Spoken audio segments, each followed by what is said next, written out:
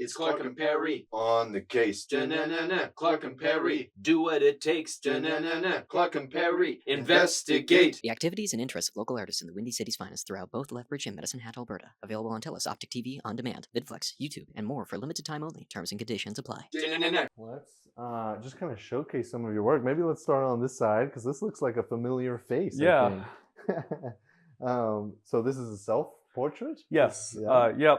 So I didn't take many art classes in my undergraduate degree. The exception being I took 2 courses. I took a drawing class and a painting class as GLUR requirements. Yeah. So yeah, there was a portraiture assignment and self-portraiture to be specific. So yeah, that was me 8 years ago, which is quite disconcerting. That's how long ago that was. Yeah, exactly. Yeah, so just a self-portrait that I did. And so this is painting, right? Yeah. It's and all the painting is done in acrylic. Acrylic, right on, right on. Yeah, and so again, I just with that idea of things being being receipts of time. Like, do you remember maybe how long this would have taken you? Yeah. Oh, I do. So this was around this was right during like the second round of midterms, I recall. So yeah. I was very stressed at the time because in addition to this large portraiture assignment, there was like my organic chemistry 2 midterm, which was like a really beefy one. There was like lab reports. I think, was I in Biochem 2000? There was a lot going on. Yeah. So under extreme duress and time pressure, I painted this from start to finish in probably maybe like one 4 to 5 hour session. Wow. And yeah, it was stressful, but I was quite happy with how it turned out. Yeah. And even then, like getting to paint it, it was kind of like an eye of the storm thing where it's like, well, school is ridiculous as it is for all undergraduates, but you know, getting to do art at the same time was like pretty decent, I guess. So yeah. No, that's crazy. And like, even, I mean, regardless of the time you spent on it, I think it really kind of showcases, as I think all of these will, just your attention to detail. Like you can kind of the shading, like the shadowing, the shirt here, like the collar, your hair even, like all these really specific brush strokes. It's very interesting, yeah. Is there anything else you have to say about this specific one? I guess not too much. Maybe the one thing is that my family members, like when they saw this painting, they were like, yeah, it's a great painting, Eli, but they're like, did you have to like make yourself look so sad? And I'm like, well, I was painting what I was observing, and once again, given the time at which it was painted, I'm like, that's just how it is, right? Yeah, I mean, it's you know, it's like they say numbers can't lie, and in receipts, right? Numbers can't lie. Yeah. Neither can art. You know what I mean? Yeah. It's truthful to what you were going through at the time. And exactly. Yeah, absolutely. Yeah. That's awesome. Yeah. That's awesome. And I actually have another question about this. No, just totally. regarding self-portraits. So like, yeah. Do you just envision yourself in your mind? Yeah. Oh no. So this was done. Well, since it was like a live self-portrait insofar that we were all given like a fairly, it wasn't actually that big. It was just a mirror that we mounted next to the canvas. So it's like I was painting and then just looking at myself. Yeah. And then I think there was a reference photo I took as well in support. So it was kind of like a hybrid thing where there's a reference, but then I'm also looking at myself and yeah. That's really interesting because what I see in this picture is I want to know what you're looking at. Yeah. And when you're painting it, you're looking at yourself, but not at the canvas. And it's just very interesting that kind of translates to the photo because I'm like, what are you looking at? Your gaze is kind of off to the side. Yeah. Awesome. If that's all for this one, Certainly. Let's move on to the next one here. Yeah. What can you tell us about this piece? Yeah, so this piece is another acrylic drawing. This one, if you note the date, because is about almost a year. This happened a year before the self-portrait. Yeah, so this one's almost a year older. This is of the surrealist filmmaker David Lynch. He is like one of my favorite directors, I would say.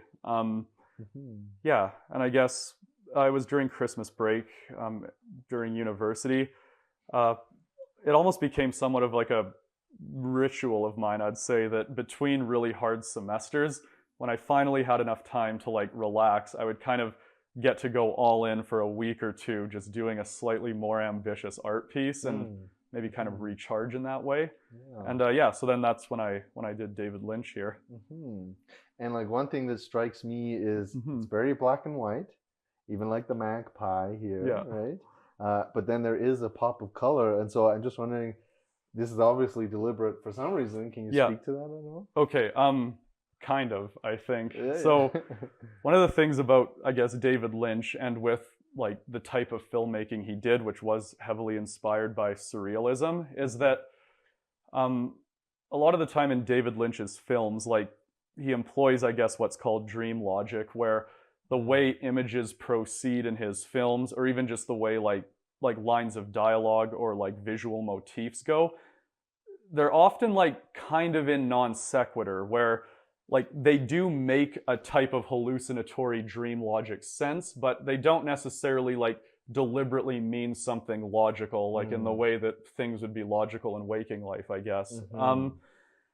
So I guess in part of that then, it's a portrait of David Lynch, but yeah, then there's like a red rose and a magpie. Now this is tricky because this happened about 8 years ago. So I remember there was like some very distinct, maybe like allegorical meaning I had when I did it, but to be honest, it's completely lost on me in the ensuing 8 years. What I remember though is just like the point behind the images itself, where it was kind of like trying to riff on, you know, like the nature of his filmmaking, I guess, with dream logic. Yeah.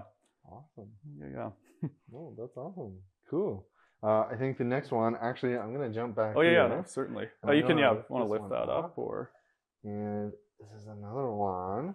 And so I understand what year you made this in grade school, was it? Yeah, grade 12? yeah. So this is one I didn't actually date it, but so I don't know the exact day, but this was done in 2013. So yeah, I was once again in grade 12 at the time for my Art IB class. As you know, yeah, this is Jules and Vince from Pulp Fiction. They're riding the elevator up in the early movie, about to go, like confront, you know, those guys for the briefcase, right? That is kind of the central point of a lot of the action in the film. So this is done in oil pastel. I had a stint where it was an exercise in high school. They had us experiment with various media, and there was a lot of this, I forget what it's called, but it's this hard board, right? So like I got to working with like oil pastel on this type of board, and it tended to cling quite well. Like it actually stuck decently, and I liked the effect, so I kind of rolled with it at the time. Especially I think earlier on with my art, I was very much, I guess, inspired by popular culture, right? I mean, you have like David Lynch here, you have like Pulp Fiction as well. I think a lot of the time I would see like actors or artists, and just in their faces, I mean, I find portraiture and I guess like just the human form incredibly beautiful and inspiring. And I guess if there's like a person whose work or ideas like I'm really interested in, like I kind of like, maybe my way of trying to figure it out a bit more is to try to draw it, I suppose. So I think that's kind of why I kind of come back to pop culture figures so much. No, that's awesome. Yeah, no, that's amazing. And a different medium, like you said, then it seems what you kind of found your comfort in or passion for. I know we have another one over here, which I'll just bring over so that Clark, you can hear it. If you could speak to this one a little bit. Yeah. So this was done, this is probably one of the oldest pieces that I have out here. This was done in either, this was grade 11, I would say. So 2012, probably, I'd say. Initially, this was another exercise in art where the goal was camouflage. So if you'll notice here, there's a triangle that is cut out of a photo from a National Geographic magazine. Whoa. And I think, what was it? It was part of the front of a Jeep, I think, with the hood open. I don't remember, to be honest. But the goal is to effectively blend and hide that like little reference swatch as best you could. So that was the initial premise of the thing. And in a way, I was kind of throwing back to what I was really enthralled with as a young child. So when I was drawing all throughout maybe elementary and middle school, I was always into very intricate, complex, mechanistic stuff, almost maybe like somewhat Rube Goldberg in its execution. Yeah. So even though I had kind of not abandoned, but distanced myself from that approach for quite a while, I revisited it for a time here in that drawing. So there's a contraption of some sort. I could not honestly tell you what it does. But yeah. No, that's really interesting, and definitely speaks to that like attention to detail, and even like honestly, when you spoke to how your artistic story began, and you were describing this green kind of mechanical thing. The first thing that came to my mind was like a green pickup truck or something. But I did not even see that triangle. When I looked at this initially, I did not even see that. So camouflage, I think you nailed it. Like, cool. Yeah, that's awesome. Cool. Awesome. And I understand this isn't necessarily yours. No, this isn't. But there is an interesting story behind this, actually. So a member, one of my family members painted this. I texted my mom because, I grew up looking at this painting, and it's terrible that I can't remember the exact details, but basically, this was hanging in my grandparents' living room for like the first 20 plus years of my life. When I was a child, I spent a lot of time at my grandparents'. I'd, get off school early, especially on Fridays, you did like half days. So instead of like babysitters or whatever, I would go to my grandparents' house, and I spent large amounts of time there. Right. And this oil painting was hanging in the living room. Right. So it was done by my grandmother's sister, so my great aunt, I suppose. And the interesting thing about her was that she only came to art very, very late in life. So I forget what she did for a living, but when she was, I think, in her very late 60s or early 70s at this point in time, she took kind of like an amateur painting course just for something to do. And she realized that she actually really enjoyed art, and she was also quite good at it. So and it was just this thing where she was kind of like, she literally lived like a very full, long life in the absence of like an artistic aspect. And then she came to it very late in life, and then wound up being quite prolific and engaged as an artist, which I always found very inspiring. And I think it gives me hope as well that maybe even if, first of all, if you've never acquired, like an artistic kind of like discipline yet, it truly is never too late to start. And even if life is such that things will conspire to not let you make or do the amount of art you want, it can still always happen, right? Like, it's never too late, and it will always, it can always find a way, I guess. So, and you've spoken to that, right? About, during your master's program, you didn't quite have enough time, but you can just get a sticky note, you can make a bit of art. And I think that is a wonderful kind of receipt, and I keep coming back to this word, receipt, and I just think it's really interesting, that they still had time to spend, right? Even if they found art later in life, they still had time to spend, and they spent it, and I think that's awesome. So for sure. Do you have anything else to say about this one, or not really? No, I think that's probably it for now. No, for sure. And I do know we have one just above the for sure. seats over here that we could potentially speak to. What was this one? So this was done in 2018. So this is a more recent one. I was in graduate school at the time. So this was done as a Christmas present for my mom, and since they moved recently, she still is going to get it back. It's living at my house for now. But this is another acrylic painting that I did of, this is my great-grandfather's house, which is back in China. And that's a very, I guess, long story, but so I'm half Chinese and I'm half German. So yeah, I guess I do definitely have roots back in China. However, I mean, I was born here, my mother was born here, and my grandmother was born here. My grandfather, however, and his father, my great-grandfather, they were from China. And I guess my great-grandfather is also very much an enigma, where we've tried to do some genealogy and stuff, but he was kind of like a very guarded, secret man. And in some ways, maybe like not a good dude per se. Like he left China at the beginning part of the 20th century, and we don't really know why. But yeah, he came here and he left his house behind at the time. Right. This might have been wrapped up in the fact that, I mean, there was, like kind of like the, the communist revolution happening and stuff. Right. The communist revolution, sorry. And what we do know is that my grandfather was very much not affiliated with the communists. So as it turns out, there was this, the Chinese leader Chiang Kai-shek, who was one of the last kind of like British-backed rulers of China before the communists took control. He was stationed in China, ruling over everything. And there's a photograph where it's like Chiang Kai-shek's like government with like all of his cabinet and stuff.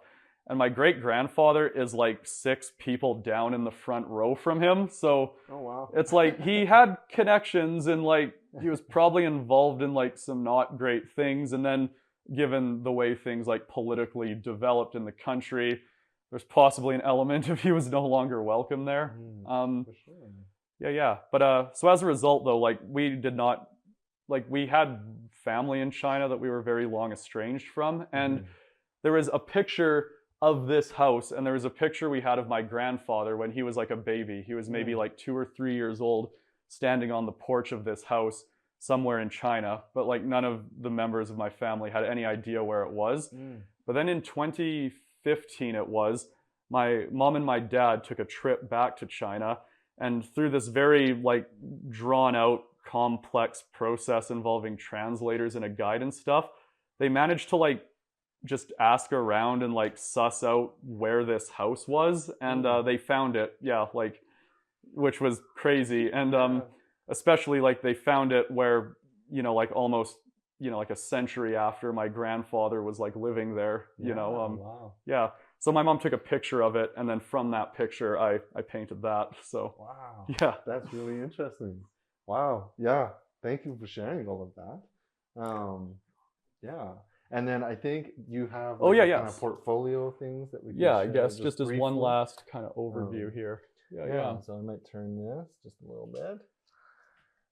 And then, we could just scroll through those briefly. So what this is, I'll go to the top here. So this is just a folder I have called various art pieces. And this is where I've mainly, in the context of receipts, I've just kind of been cataloging most of the things I've drawn. So I made this folder when I got my first phone in January. So it goes from January 5th, 2015 to, just a few days ago. I guess the last piece I put in here was on July 31st of this year.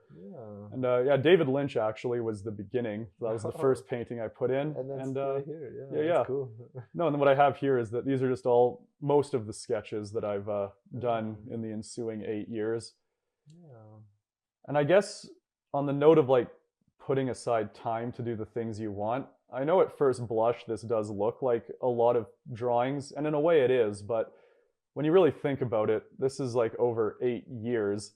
And, so all of this drawing was done in the context of me, trying to pursue an education in the sciences. So although I guess in aggregate, it is like a lot of hours of work, it still probably falls quite short from like the amount of hours I would have liked to have had at by this point in time. Yeah, very interesting. Yeah. Awesome. Thank you for sharing that. And then I understand like we might try some ourselves and just try and kind of get into your headspace when you start drawing. Yeah, certainly. I'm gonna move my chair to this side. Where should I if we can set your chair over here. And maybe we can both squeeze around the back here. Okay. Does that fit around here? I think so. Great. Okay, I might just move this guy. For sure. And we'll maybe see if we can move these. I don't know how much room we need. I know we need these materials. We'll grab these. Awesome. And yeah, awesome. Yeah. Sweet. So, what are our tools that we will be working with? So I think today what we mainly have are pencils, which I guess this was kind of my mainstay. I've done most of my stuff in pencil. Mm-hmm. Yeah, here's some printer paper, you know, talking about that. Yeah, no, that's awesome and very fitting, I think, for sure. And I understand a lot of the stuff that we've seen of yours, with the exception of maybe this one back here, is like it's people, it's places, and not very abstract. But I understand. What direction do you want to go in right now? Do you want to go abstract or No, that's a good question. Let's see. Maybe let's start abstract at first. I think because when it comes to a lot of portraiture, well, some of it is reference image based. You know, especially if you're going for fidelity and for capturing a likeness to a specific person. I think there are some like immensely talented people out there that maybe can just kind of like sight read a person, store that in their mind, and then just like reproduce like a bulletproof likeness. Right. I'm certainly not one of those people. I need to be constantly observing a subject if I'm going to try to do a portrait. In much the same way that if I'm trying to like faithfully depict a landscape, I need to be doing on plein air, or I need to have an image of some sort. Right. But also, when it comes to drawing faces in general, I do like to just make up faces as well. Interesting, yeah. And then sometimes maybe blend that in with a more abstract aspect, I guess. Yeah. Interesting. Okay, so maybe we'll start a bit more abstract and for sure. That's kind of what the direction. Yeah. What would you recommend I use? Okay, cool. To begin with here. Yeah. So I mean, I guess so with drawing pencils, you know, so there's different hardnesses of the graphite, which determines how dark the pencil mark is going to be on the page. So on the lumographic scale, I think it's called, you can run the gamut all the way from 9H, so that's 9 on the hardness scale. And then you can run all the way down through, so you go like 9, 8, 7, 6, 5, 4, 3, 2. That's when you get into your your F, your H's, as well as your HB. HB being your like standard pencil that you write everything with. Right. That's your standard.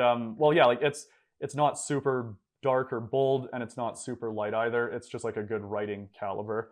And then you have B for boldness or blackness, I believe. Sorry, when it comes to like the actual foundational stuff, I haven't explicitly thought of it in years. No, that's totally fair. Yeah. But then, so once again, so you went from like 9H all the way down to like 0, where HB is essentially. Then from HB, you switch over to H. So you have 1H, 2H, 3H, going all the way to 9H. 9H being incredibly like light, thin, wispy marks. Oh, interesting. Yeah. Cool. And then 9B being like really dark. And that relates to the physical consistency of the medium. So if you look here, I don't think I have a 9B, but an 8B itself, the graphite is really soft to the point where it's almost like charcoal. So yeah, it's very dark. And then if you say switch over to, actually I don't really have many H's here. I tend to go darker than I go lighter. For sure. But if you have an HB, so like a standard drawing pencil, it's physically a lot harder, and as a result, it takes a lot more force to leave a mark on the page. And even when you do, it's much lighter. It's not as dark. Yeah. Interesting. Okay. Yeah. I had never even thought of pencils in this way, in such detail. Like, it's kind of crazy that. I guess in total, I guess there's almost like, so it's like F, H, B, B. So like you almost have like 20-ish different gradations of pencil to keep in mind when you're drawing in pencil. Wow. It almost feels too overwhelming, you know? It's like, whoa. Yeah, sorry, that was a tangent on, I guess, pencil types, awesome. But... No, that's awesome, because, I did not even know that about it, about the medium and about the craft. So, what should we start with? For sure. I'd recommend a B or a 2B. Let's do it. It's a bit darker, and I don't know. I like to start with it. Here, I'll hand you. This is my preferred weapon of choice, which is a B. Awesome. I love it. Okay. Yeah. Okay. And so we're going more abstract. You start with like wispy lines, because I'm not gonna lie, I've definitely done my fair share of doodling. Yeah. So I don't know if that's the direction we're going in here, Okay. but yeah, where should we start? Yeah. So often, so there's a lot of ways to approach this. When I've doodled as well and kind of then tried to turn it into something more like in depth, I'm always gravitated towards geometric shapes for some Okay. reason. So like, Interesting. even as you've seen it before, I might just start with, yeah, maybe some sort of triangle or like a rhombus or something. Yeah. Wow. I noticed, yeah, you're doing kind of several passes on each thing, and Yeah. interesting. Okay. Shall I just do my own thing? Yeah, and yeah. just see No, what and they end up totally. being? No, exactly. And Okay. no, and the beautiful thing about whatever you do is like it's valid. Yeah. So yeah. So welcoming. Mhm. I think when I've typically doodled in the past, I think I'm usually drawn to like very circular Okay. kind of things, which is really interesting to think about. Yeah, 'cause, yeah. like, Where I like kind of hard, sharp Yeah. edges and I stuff. wonder if that Yeah. has to do with like the science background, because I Maybe. do not have a background in science, but Yeah. or maybe it's just personal preference. Who knows? But yeah, okay. I'm just gonna. Oh gosh, it's a bit wobbly, but that's Yeah. okay. I'm just gonna just kind of doodle some stuff here, and then yeah. So where would you go next after this first shape? Yeah. Let's see. Often I might flesh out things three-dimensionally. Okay. Just in the case of, I don't know, that's the impulse that grabs me for the time being.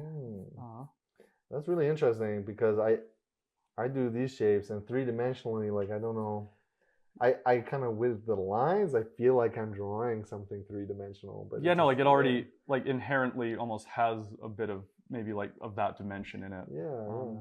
Okay. Yeah. So you kind of flush it out into a three-dimensional thing. Mm-hmm. And are you thinking of like a specific object or Um, something, or not really? Or At the beginning, not really. I think what I'm kind of like for now, I often then have the impulse to start kind of just like sending various lines off of the main central figure. right? Mm-hmm. Once I have hard edges, there is something about curvature that I often, like really enjoy putting down here. And that's really interesting, because I kind of started with the curvature. So Yeah. maybe I will introduce some more harsh lines to Mhm. mine. Let's see what that does. So maybe we will. I'll just draw something kind of harsh right here. Yeah. Interesting. It's Clark and Perry on the case. Da-na-na-na. Clark and Perry do what it takes. Da-na-na-na. Clark and Perry investigate. The activities and interests of local artists in the Windy City's finest throughout both Lethbridge and Medicine Hat, Alberta. Available on TELUS Optic TV, On Demand, VidFlex, YouTube, and more for limited time only. Terms and conditions apply. Da-na-na-na.